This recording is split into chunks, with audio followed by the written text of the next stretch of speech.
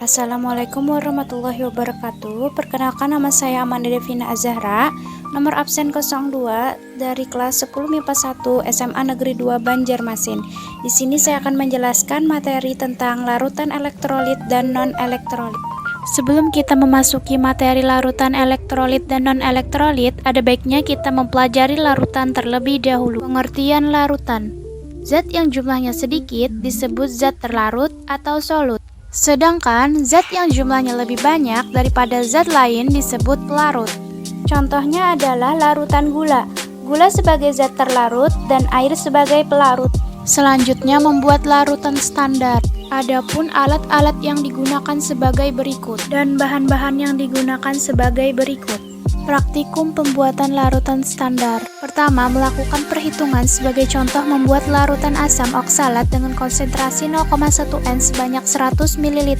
Kemudian menimbang menggunakan neraca analitik. Setelah ditimbang, kristal asam oksalat dilarutkan menggunakan Aquades. Kemudian larutan asam oksalat dipindahkan ke dalam labu ukur 100 ml. Lalu tambahkan Aquades sampai dengan tanda batas. Setelah itu kita homogenkan asam oksalat tersebut.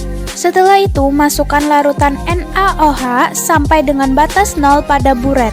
Lalu dimasukkan ke dalam labu Erlenmeyer. Proses standarisasi dimulai dengan menyiapkan buret 50 ml, kemudian dibilas dengan larutan NaOH. Larutan asam oksalat tersebut kita literasi dengan larutan NaOH sampai terjadi perubahan warna dari tidak berwarna menjadi merah muda.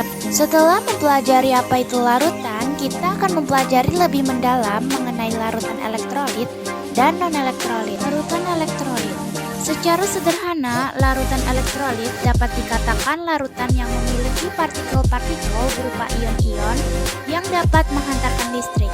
Berdasar proses pembentukan ion-ionnya, larutan elektrolit terbagi menjadi dua. Yang pertama, larutan elektrolit kuat, yaitu elektrolit yang terurai sempurna menjadi ion atau mengalami ionisasi sepenuhnya dalam larutan air atau dalam keadaan lebur. Dua, larutan elektrolit lemah, yaitu elektrolit yang tidak terurai sempurna menjadi ion atau mengalami ionisasi sebagian sehingga jumlah zat yang terurai menjadi ion tidak banyak dan menjadi penghantar listrik yang buruk. Larutan non-elektrolit.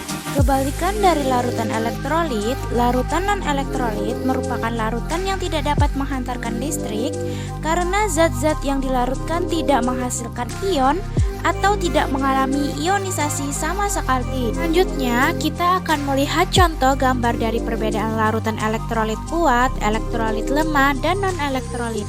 Mari kita perhatikan gambar tersebut secara saksama. Dari gambar tersebut, kita bisa mengetahui beberapa hal seperti berikut ini. Larutan elektrolit kuat. Sifatnya yang pertama adalah terionisasi sempurna. Kedua, menghantarkan arus listrik. Selanjutnya yang ketiga adalah lampu menyala terang. Dan yang terakhir adalah terdapat banyak gelembung gas. Contoh senyawa dari larutan elektrolit kuat. Yang pertama, NaCl atau garam. Kedua, NaOH atau soda api. Yang ketiga, H2SO4 atau asam sulfat. 4. HCl atau asam klorida. Yang terakhir adalah KCl. Reaksi ionisasinya. Yang pertama, natrium klorida, reaksi ionisasinya adalah Na positif ditambah Cl negatif. 2. Natrium hidroksida, reaksi ionisasinya adalah Na positif ditambah OH negatif. 3. Asam sulfat, reaksi ionisasinya adalah H positif ditambah SO42 negatif. 4. Asam klorida, reaksi ionisasinya adalah H positif ditambah Cl negatif. Yang terakhir, kalium klorida, reaksi ionisasinya adalah O positif ditambah Cl negatif. Larutan elektrolit lemah. Sifat dari larutan elektrolit lemah adalah yang pertama, terionisasi sebagian. Kedua, menghantarkan listrik secara lemah. Ketiga, lampu menyala redup. Dan yang terakhir, terdapat sedikit gelembung gas. Contoh senyawa dari larutan elektrolit lemah adalah yang pertama adalah asam asetat. Dan yang kedua, hidrogen sianida.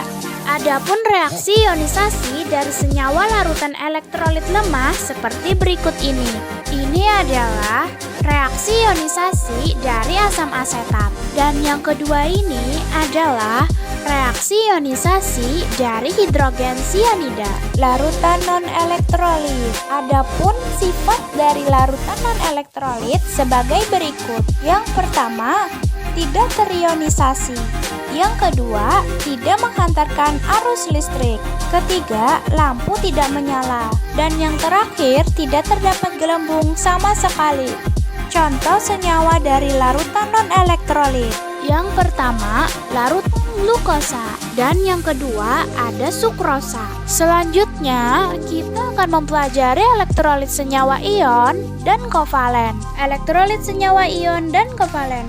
Berdasarkan dari bentuknya, ikatan ion dalam larutan, senyawa yang termasuk elektrolit adalah senyawa ion dan kovalen polar. Sedang untuk senyawa yang termasuk ion elektrolit adalah senyawa yang ikatannya terbentuk dari senyawa kovalen dan nonpolar. Yang pertama, kita akan mempelajari senyawa ion. Sesuai namanya, senyawa ini terdiri dari ion-ion yang bergerak bebas dalam pelarutnya. Contohnya, larutan natrium klorida di mana terdiri dari ion Na positif dan ion Cl negatif. Senyawa natrium klorida tersebut hanya dapat menghantarkan listrik jika dilarutkan atau dilelehkan. 2. Senyawa kovalen polar. Senyawa kovalen bersifat polar apabila dilarutkan ke dalam air karena air merupakan pelarut polar antara molekul air dan molekul zat terlarut.